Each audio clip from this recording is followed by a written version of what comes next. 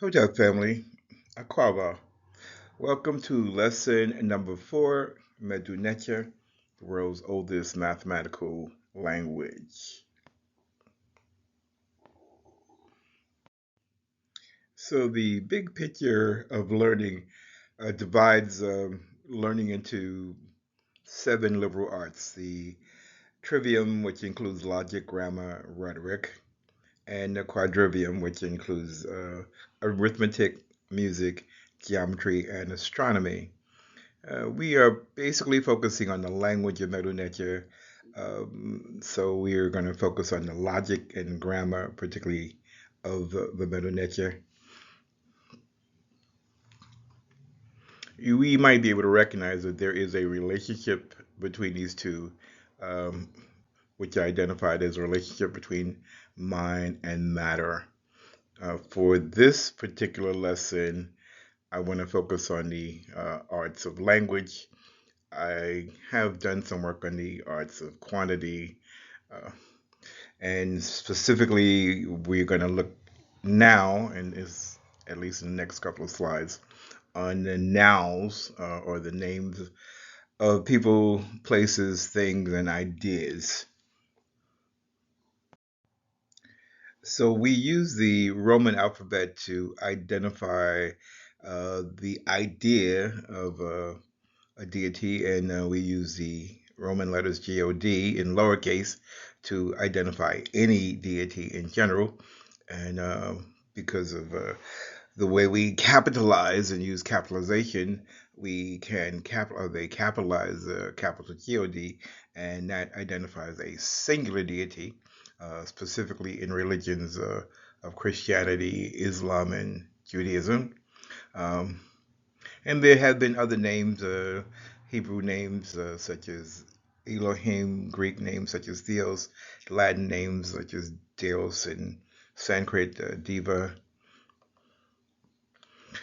Our ancestors living along the Nile Valley created uh, this symbol to represent this idea, and this symbol is in fact the symbol for Netjer, and it represents the idea of a deity. At least that's the way we're going to take it for our lessons. And then we have the combination of the Mdw and Ntr to indicate that we are now creating, or our ancestors created, a language which includes these symbols to support the idea of deity.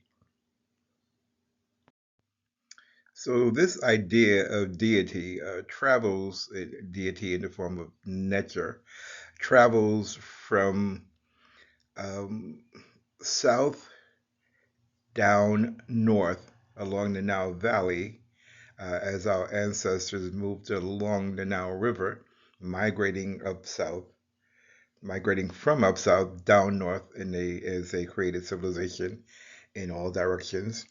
And it was based on the principle of Ma'at. Ma'at, again, being one name that is used for a nature.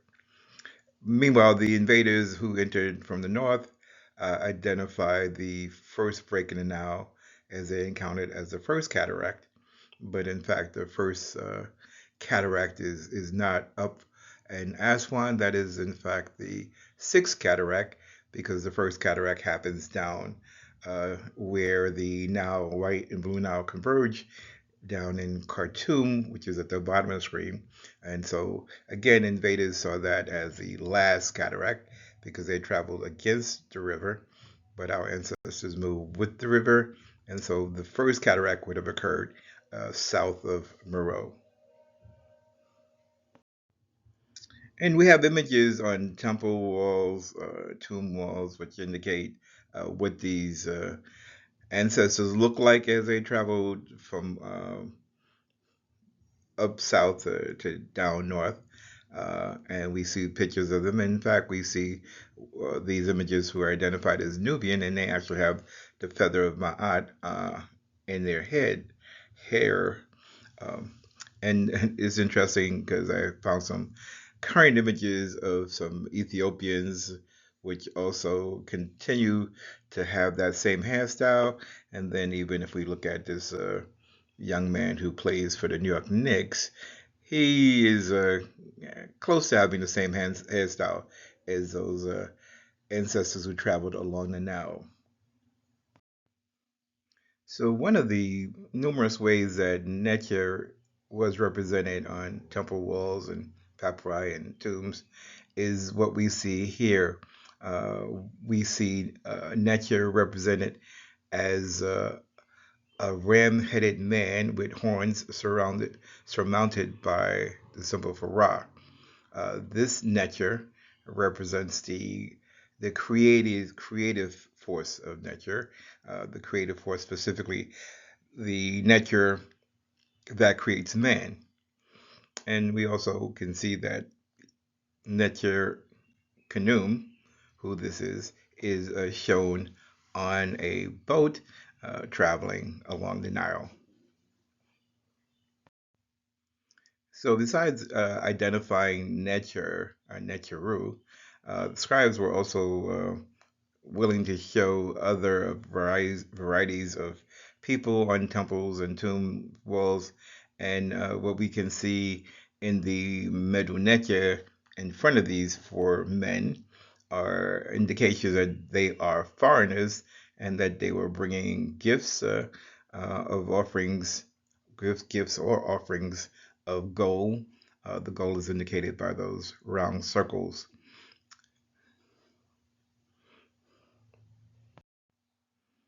So unlike the Roman alphabet, which uses letters A through Z, which are truly abstract symbols, scribes along the Nile Valley use relationships between physical objects and symbols to create their grammar. So what we see is the stern of a ship, we see the black-headed ibis bird, and we see columns in a temple. What the scribes did was the stern of the ship, they could draw symbols for that, and they would identify that as Ma. So we have the stern of the ship and what I identify as a platform. We could just have the stern of the ship by itself. We translate that as true.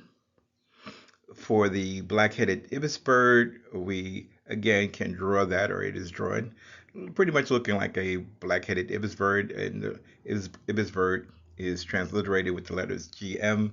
We could say that as gem or gem, and it's translated in English as to find or to look for. And then we have the columns, which I didn't have a good representation of how a scribe would write it, so I just put up another column. And that's a artistic representation of a column, and that is transliterated with the letters D, J, E, D, often just D, J, D, and it is translated in English as strength.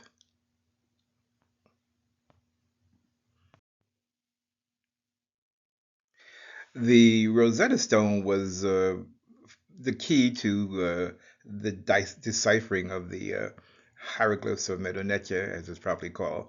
The Rosetta Stone was found by one of Napoleon's men in 1799 in Egypt. Since then, I think it has been carried away to the Museum of London, if I'm not mistaken. And it was primarily deciphered by Jean-Francois Champollion in 1822. Uh, and to the right of that, there's been some work done that would also help understand the transliterations. So we have from mathematics in the time of the pharaohs. We see in the center, we see of the black-headed ibis bird. We see an owl, the basket with the handle, and the heart and windpipe and the hornpipe in the mouth. And reading from right to left, that would give us Gem Mech Nefer. And at the top, that is in what would be identified as hieratic. It's sort of like a shorthand. You could almost see the relationship. I can see the relationship between the heart and the windpipe. It almost looks like a T with something at the bottom. The rest are a little bit difficult, even though the black-headed ibis bird can be identified. That's translated in mathematics in the time of the pharaoh as "you have correctly found it." So all that information is in preparation for what our goal is, and that is to be able to read the Middle Netzer, the sacred symbol of our African ancestors. So we're going to continue our work in that by reading the Middle Netzer on this box. Okay, but first we're going to review our previous vocabulary, as it were. We have Ma'at, Sat Ra, Henet, Tepihert, Taouen, U Gert. Ma'at, Sat Ra, Henet, Tepihert, Taoui, and U Gert. So Ma'at, we hopefully recall, is a Neturette. So he is an immortal. This image is this image and this Mdw Ntr is from the Valley of what's identified as the Valley of the Queens, particularly tomb QV66. In the valley, there are 590 tombs, 415 of nobles, 110 of queens, and about 64 of the kings.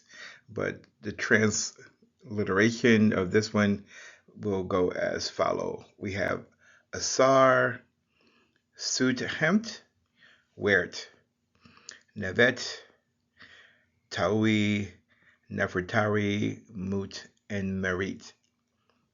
Ma'akaru, Asar, Netzer.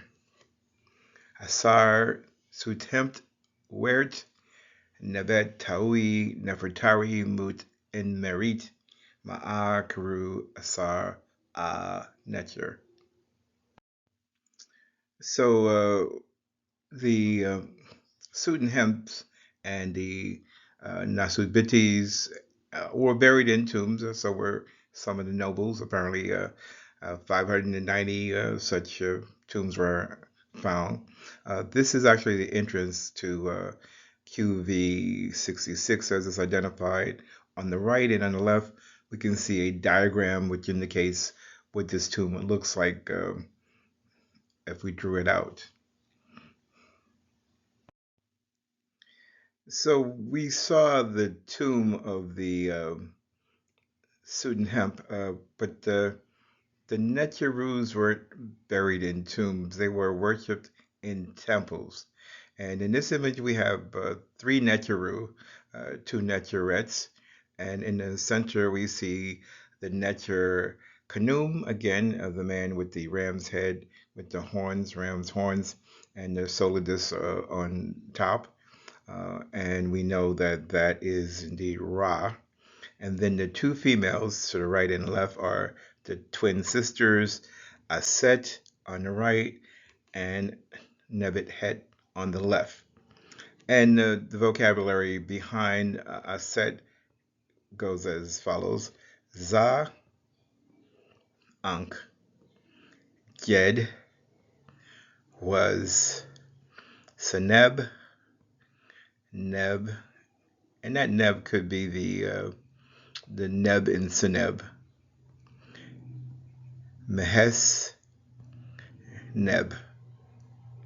And then right in front of Aset, we have Ra, Pu, Hotep, M, Asar. And right in front of Nevet Het, we have Asar, Hotep, M, Ra. So we have, starting at the top, Ra, Aset, Za, Ankh, Jed, was, Seneb, Mehesneb, Ra, Pu, Hotep, M, Asar, and Nebet, Asar, Hotep, M, Ra. So here we see the front pylons of the temple built for the Ntr set. This is on the island of, currently the island of Philae. I think it was moved from the island of Angelica to the current location, which is Philae Island. Okay, so as in previous lessons, I'm going to attach a template. The template is optional. You may create your own and in whatever format works for you, whatever works best for you. But I will attach this template that I created. So we will proceed with learning this new vocabulary. All right, so to do this transliteration, I had to take the entire uh, part of the box together. It's hard to break it up. Uh, but at the very top, we do see what's identified as a cobra. Below that, the reed leaf, and we would transliterate that DJTI and possibly say that as Jeti. Below that is the Nebet, the basket with the loaf of bread. I did not do another one of those because we've already practiced those symbols. But below the Nebet, we have um, Het, which is the bread, the enclosure, which is technically the same thing that's on the head of Nebet Het, and we have the determinative, which looks like a rectangle at the bottom, an open rectangle kind of at the bottom, and it translates basically as temple. And then below that we have the seated Netcher with the curved beard, and I'm not great at drawing that, but that is in the Netcher. And then we have again the cobra. In this case, with what identified as a reed leaf, but it's drawn differently. I got this from the textbook as this is a reed leaf, but um, I see that it is drawn differently than the single reed leaf that we saw earlier. And the transliteration for that is again DJT. This case they had it without the I. And then below that we have the hand and the loaf of bread, which is just DT, what it just DT, which is debt.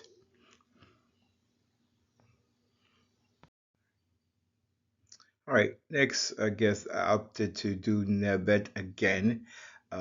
It comes up again. So we have the basket and the loaf of bread, which is uh, transliterated NBT, and below that we have the bread, stew, and a determinative. That determinative tells me that that is pet. Pet translates in English as heaven. We will talk more about that later on. And then we have the three Netcher symbols together, and the plural for Netcher is Netcheru. The W takes on the significance of the S in our language. So in English, we want to pluralize. We usually add a S or ES, but in the Mdw Ntr, we use a W. And then we have the reed leaf with legs, double reed leaf, and a ripple of water. The double reed leaf is in the middle. It's the two strokes, which are modified reed leaves, and the ripple of water. And we would transliterate that as itui, itui, itui.